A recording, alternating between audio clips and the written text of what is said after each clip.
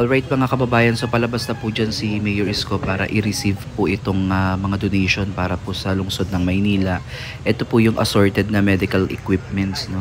At ayan po, personal po siyang magpapasalamat sa mga nag-donate at mamaya po ay magre-reaction video tayo.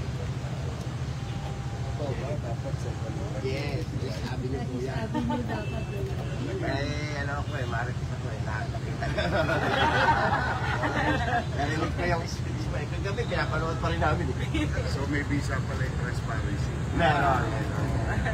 At hindi lang yan, may kasunod pa yan. Hindi kasi, puno yan.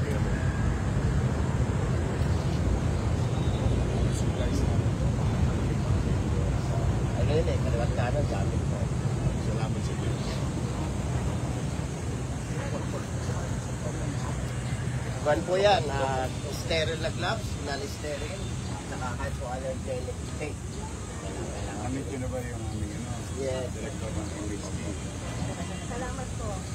Tulugay na namin. Register ba yung mga ID card nila sa Uulan ba? Ano ba ang sabi? ID Uulan. kanyo lang rin po. ID kanyo lang. Uulan ba ngayon?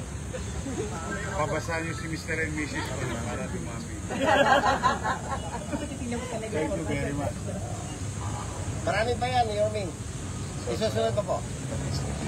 Yes, Mayor. Thank you very much. Halika, magkape tayo sa group.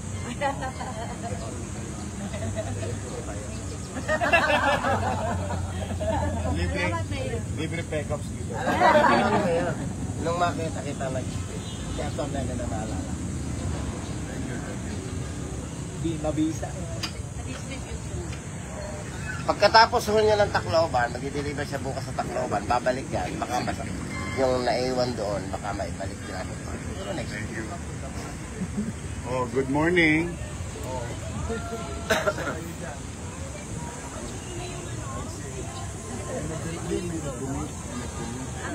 Nanood lang nila sa Facebook. Morning. Mag-ingat kayo. Ano, malinis na ba? Maglinis na.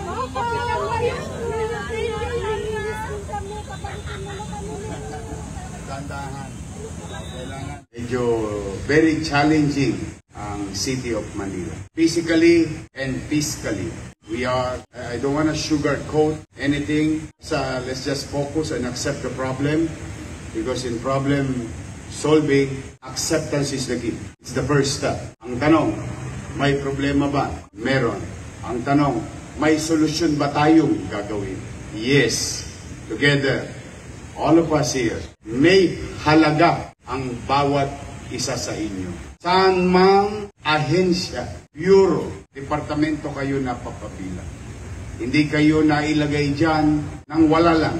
Kayo'y kinilala, kinuha ng pamahalang lungsod upang maging bahagi ng pamahalaan na paglingkuran ang ating mga kababayan.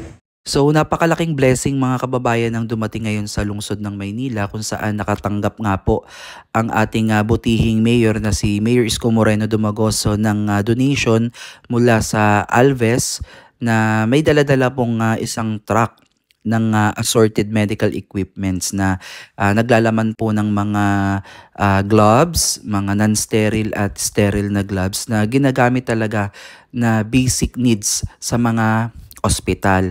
So alam naman po natin na si Mayor Isko po ay nag-anunsyo na kamakailan na talaga namang ang Maynila po ay back to zero, no? Halos wala pong iniwang pera para po sa atin sa lungsod ng Maynila at baon pa nga tayo sa pagkakautang, no? At yung ibang mga kumpanya nga gaya nga po ng Leonel na taga-kolekta po ng basura ay nagkaroon din po ng issue at nagkaroon din po ng problema dahil nga po sa malaki ang pagkakautang po ng dating administrasyon.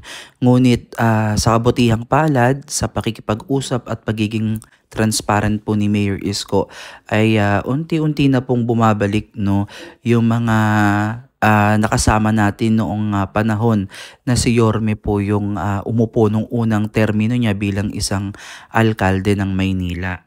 So according dito sa nag-donate ay napanood niya lang itong live ni Mayor Isko tungkol nga po dito sa sitwasyon ng lungsod ng Maynila pagdating nga po dito sa pangunahing pangangailangan ng mga ospital dito sa ating lungsod. At ito nga dapat mga donation na to ay intended para ibigay sa iba, no? At dahil nga napanood yung live ni Mayor Isko, ayan, kumbaga nagbago yung ihip ng hangin at siguro naisip na itong mga donors natin na mas kinakailangan ng lungsod ng Maynila itong mga medical equipment na to. Kaya tayo po yung pinriority, no, pinrioritize. So malaking bagay talaga. So para sa akin, no, itong ginagawa kasing pagla-live ni Mayor Isko gamit yung kanyang Facebook at sa pamamagitan po ng kanyang platform na nagiging transparent din siya. So sa tingin ko ito yung malaking factor kung bakit maraming mga kababayan natin, marami yung mga may kakayanang tumulong, no, mga kumpanya at mga maimpluwensyang mga tao na kapag nakita po si Mayor Isko or napanood yung kanyang mga video, mga live, talagang kahit ikaw, no, na ikaw yung donor, parang mapi-feel mo talaga yung sincero yung sinasabi nitong taong to at talagang literal na kinakailangan talaga ng tulong dahil aside from nagsasalita siya, meron siyang resibo, no? May pinapakita siyang mga video, updated lahat, kumbaga organized lahat. Kaya itong ginagawa ni Mayor Isko, malaking bagay ito para sa sa Maynila. So 'di ba sabi niya nga, 'di ba, laway-laway lang. Alam ko na sanay si Mayor Isko sa pakikipag negosasyon, lalo na para sa atin, no? Kumbaga kahit na sabihin na natin na kahit ibaba niya na yung kanyang sarili, basta maiangat niya lang tayo. Gagawin niya yung lahat, no? Talagang makikita mo talaga yung pagiging isang ama na talagang lahat gagawin, no, para sa kanyang mga anak. Tayo yun, no, bilang isang batang Manileño, no. At ito nga daw na dumating na mga medical supplies ay madadagdagan pa at may mga parating pa daw dahil hindi nga lang daw nagkasya. So sa tingin ko ito na yung simula, mga kababayan, ng marami pang mga biyayang dadating sa lungsod ng Maynila, no.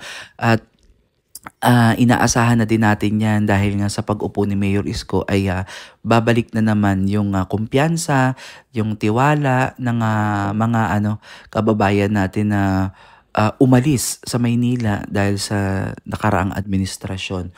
So maging tayo mga kababayan bilang isang negosyante din at taxpayer din ng Maynila ay naiisip ko din na muli kong buksan yung aming business sa Manila since andyan naman na si Yorme. Tayo ay makikipag usap sa lokal na pamahalang lungsod ng Maynila, no, para maayos yung ating mga permits at makabalik ulit tayo sa Manila upang maghanap buhay. Para naman nang sa ganun ay muli tayong makatulong, no, sa pagbibigay ng income sa lungsod ng Maynila. At ito namang income na to ay magagamit kagaya na lamang ng nangyaring mga sunog sa Maynila na halos sunod-sunod, no, magkakasunod na araw. Nagamit, napatunayan natin na ang gobyerno ng Maynila ay buhay at kumikilos ng mabilis at may aksyon agad sa mga ganitong sitwasyon na kinakailangan talaga. So, para sa akin, no, satisfied tayo dito sa ginagawa ni Mayor Isko. At take note, 1 week pa lang mahigit yan si Mayor Isko na nakaupo dyan sa Manila City Hall. Pero ramdam mo na parang ang tagal-tagal niya nang nakaupo at ramdam mo talaga yung mga pagbabago when it comes sa basura, sa safety, sa kalinisan. So ramdam mo talaga siya, mga kababayan. So para sa akin, mga kababayan, maganda tong ginagawa ni Mayor Isko na lagi siyang nag-a-update sa public, nagla-live para nakikita po talaga yung tunay na sitwasyon ng ating lungsod. At kagaya nga niyan, sa kanyang pagla-live ay not intentionally ay merong mga mabubuting kalooban na nag-donate ng ganitong medical equipments na talaga namang magagamit natin sa ating mga pampublikong ospital dito sa Maynila, na magbebenepisyo naman yan ay yung ating mamamayang Manileño, dahil nga yan sa tulong at effort ni Mayor Isko na mag-live, no? At ikutin yung mga lugar dito sa Maynila at ipakita ang tunay na sitwasyon ng ating syudad. So hindi niya kinakailangan i-sugar-coated yan at sabihin maayos ang Maynila. So hindi. From the start, sinabi niya na back to zero ang Maynila. So muli, maraming salamat mga kababayan. Comment down below kung may mga opinion pa kayo. Tayo ay lubos na nagpapasalamat dito sa donor, no? At naway sila ay dumami pa. So ayan mga kababayan, maraming salamat po sa inyong panonood, at ipag-pray po natin, no, na mas marami pang blessing ang dumating sa Manila at bigyan ng kalakasan at tibay ng loob itong si Mayor Isko, para tayo po ay pangunahan niya at pangalagaan niya at ang lungsod ng Maynila. Muli, maraming salamat at God bless po sa inyong lahat.